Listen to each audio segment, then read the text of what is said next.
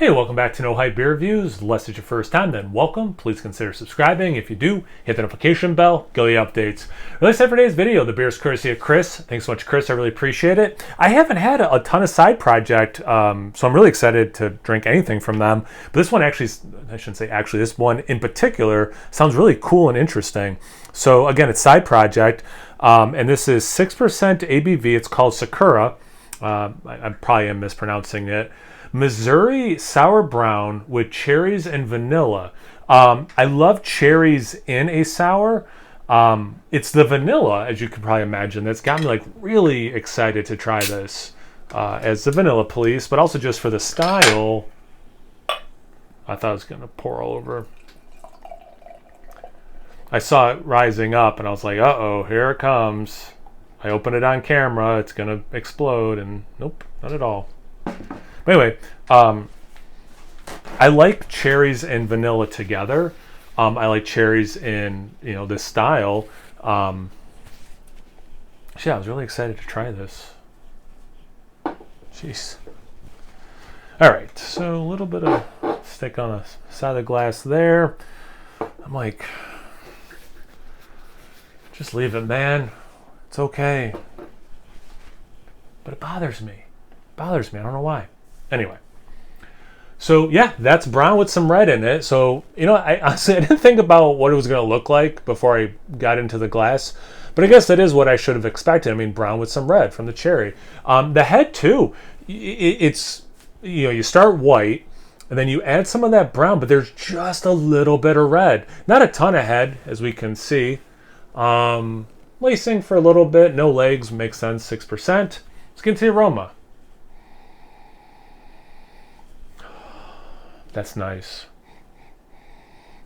Everything is there at a nice level. It's not, you're not fighting for it, and it's not overly aggressive. So I really like where it's at. Now, I don't know this Missouri style, if that is aged in oak or not. So I don't know if this is 100% vanilla beans or some oak aging, or, like a combination. But definitely getting that vanilla. The cherry for me works so well with like the base beer. That one's really hard to tell how much is from the addition of cherry, for me anyway, how much the addition of cherry versus just what the natural beer could, because you can get cherry pretty, it's relatively common you can get cherry in a beer, especially a beer like this.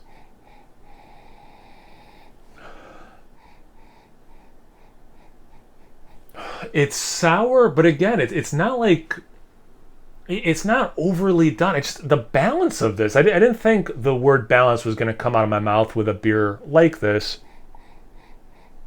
And it can be. It just, that's my own preconceived notions. Like, this style, a sour ale like this, a wild ale like this. Yeah, it can be balanced, but I don't know. It's just more so than I thought. It's there, but it's not like bile smelling or whatever, like it's not that intense. It doesn't. The nice thing about the cherry too is it's not medicinal at all. I really like what this is doing. A pop of like fresh cut hay or something too. So there's a little bit going on. There's a little bit not obvious going on there, but it is basically just giving you what this beer should be giving you based on what's on the label. But let's see about the taste. Cheers. Thanks again, Chris.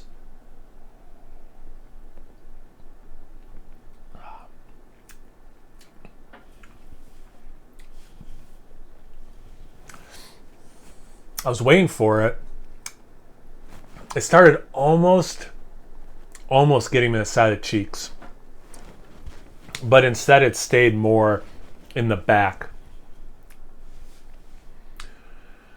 It's a little bit more aggressive than the aroma led on, but it's still not overly aggressive. That cherry, it is a little bit more than I was getting the aroma, but there are moments in the sip where it's like that could just be from the beer. And then there's moments where it's like that is obviously the addition of cherry. The vanilla, I think is there, but I think if anything, it's bringing maybe some counterbalance. which is pretty cool. There was a moment early on in the sip when that cherry was really starting to hit. It was very reminiscent of a warm cherry pie, because you were getting that obviously cherry taste. You were getting, I think, some of the malty notes. Excuse me.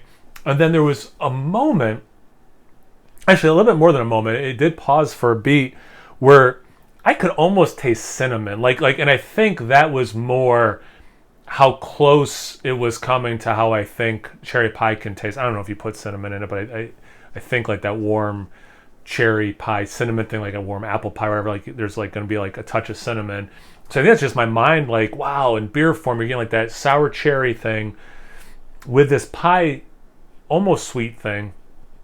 So there should be some cinnamon, just because that's what you're anticipating and craving in that moment.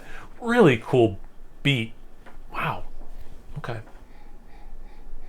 I know I said that so weird. Really cool beat.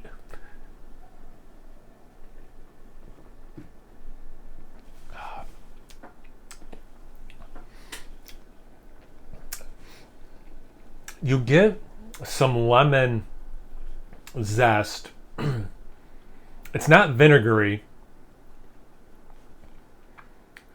but you can see how it's like 6 degrees away from vinegary, like a nice, like red wine vinegar.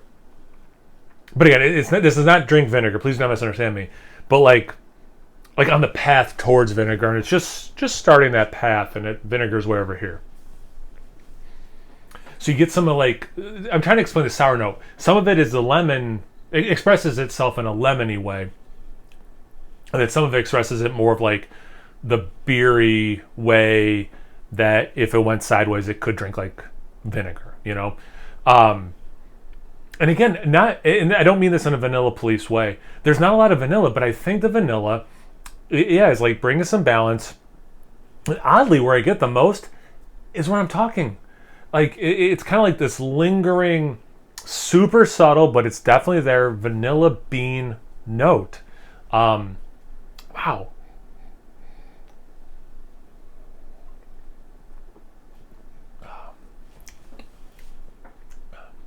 Now it's like straight cherry juice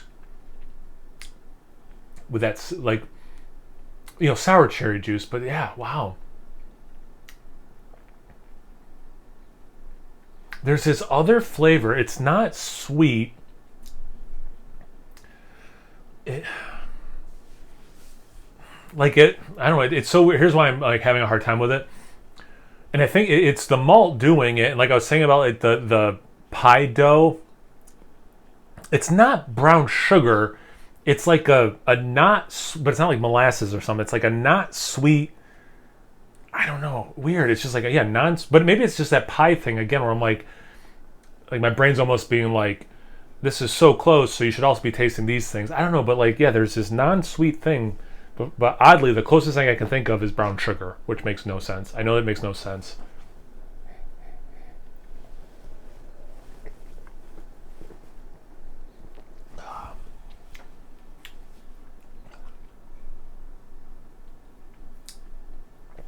Yeah, I really like that lemony thing I'm getting too, because it's not just something that's on the label, And it's at first thirst quenching, and then it totally is thirst inducing in a very cool way. You don't taste the alcohol at 6%, none of that stuff. Man, this is good. This is just like I don't know. I don't drink a lot of. I like beers like this. I don't drink a lot of them, but I do like beers like this, and this is just really good. It's like, you know what? If you had like the New Glarus cherry, and you're like, I wish this wasn't quite so sweet, this is the beer you want to be drinking. That's probably the best descriptor of this. If you've had that New Glarus cherry, is it just cherry or whatever they call that beer? This is great. Thanks again, Chris. I really appreciate it. Have you guys had this beer before? Have you had a cherry sour / wild ale lately? Have you had one with vanilla in it? Anything, everything, comment section below. Let's get a conversation going. Once you're done doing that, make sure you check me out on Instagram and Untappd. It's No Hype Beer Reviews at both those places. So always please like, comment, subscribe, and most importantly, imbibe. Cheers, everyone.